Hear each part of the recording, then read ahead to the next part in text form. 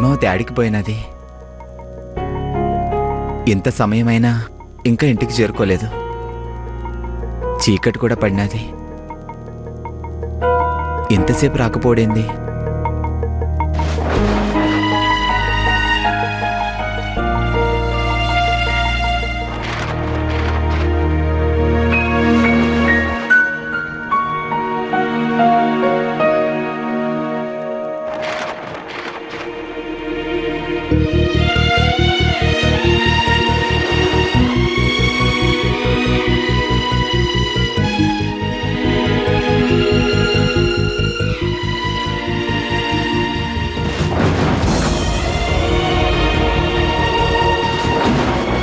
పద్మావతి, యాడికి పోయినావు? ఇంకా నువ్వు ఇంటికి రాలేదని నేనెంత కంగారు పడుతున్నాను తెలుసా? ఎందుకింత ఆలస్యం చేసినావు? ఇంతకీ యాడికి పోయి వస్తున్నావు?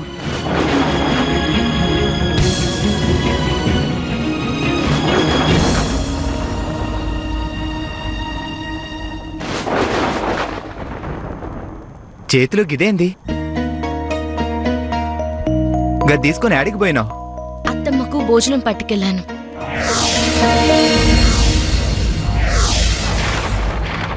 అవును సీనయ్య, అత్తమ్మకి బాగోలేదని, అందరూ అత్తమ్మకు తోడుగా హాస్పిటల్లో ఉన్నారని, వాళ్ళంతా తిన్నారో లేదో అని వంట చేసి వాళ్ళ కోసం భోజనం పట్టుకెళ్ళాను.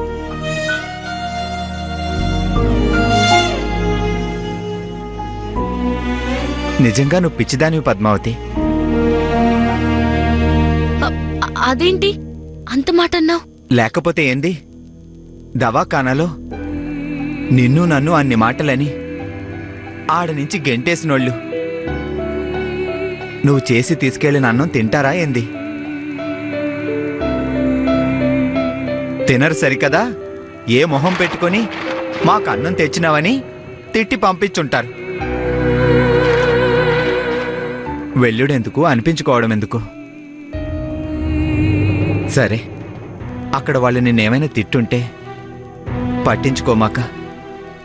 ఇంకెప్పుడు గిట్లా వెళ్ళమాక. సినయ్య, నువ్వనుకున్నట్టు ఏమీ జరగలేదు. అక్కడ నన్ను ఎవ్వరూ ఏమీ అనలేదు. నిజమే చెప్తున్నావా? లేక నేను బాధపడతానని గా బాధ నీలోనే అణుచుకొని అబద్ధం చెప్తున్నావా? నిజంగా నిజమే చెప్తున్నాను. నన్నెవ్వరూ ఏమీ అనలేదు. అంతేకాదు, అత్తమ్మ నా చేతి వంట తినింది.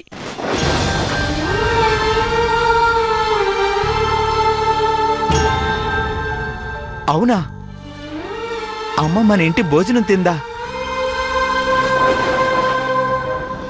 గది నీ చేతుల మీదుగా? తిన్నమాట నిజం, కానీ నా చేతుల మీదుగా కాదు. మరి హాస్పిటల్లో ఉన్న ఒక నర్స్ చేత, ఆ నర్సే అత్తమ్మకి తన ఇంటి నుంచి భోజనం తయారు చేసి తీసుకొచ్చానని అత్తమ్మకి చెప్పింది. అత్తమ్మ చేత నా చేతి వంట తినిపించింది.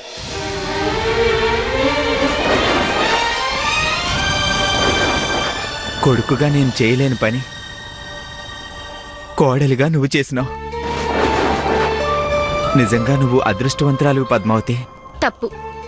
మన విషయాల్లో ఏ మంచి జరిగినా అది మనిద్దరికీ వర్తిస్తుంది. నీకింకో విషయం చెప్తే నువ్వింకా ఆనందిస్తావు. ఏంటది? అత్తమ్మ భోజనం చేస్తూ ఒక ముద్ద నోట్లో పెట్టుకుని ఏమందో తెలుసా? ఏమంది? ఇది మా ఇంట్లో వాళ్ళు తయారు చేసిన వంటలా ఉందే అంది. అత్తమ్మలా అందంటే ఖచ్చితంగా మనసులో పద్మావతి చేతి వంటలాగే ఉంది అని అనుకుని ఉంటుంది. అవును.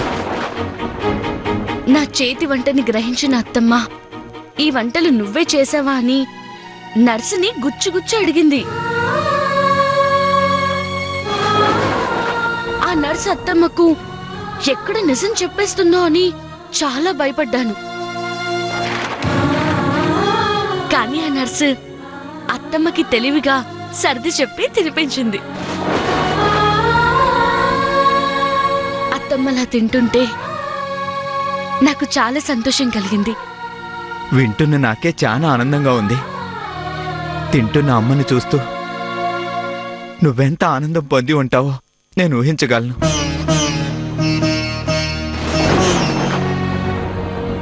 ఈరోజు నీ చేతి వంట అమ్మ తిన్నదంటే ఏదో ఒక రోజు మనల్ని తిరిగి ఆ ఇంటికి చేరుస్తుందనే నమ్మకం నాకుంది.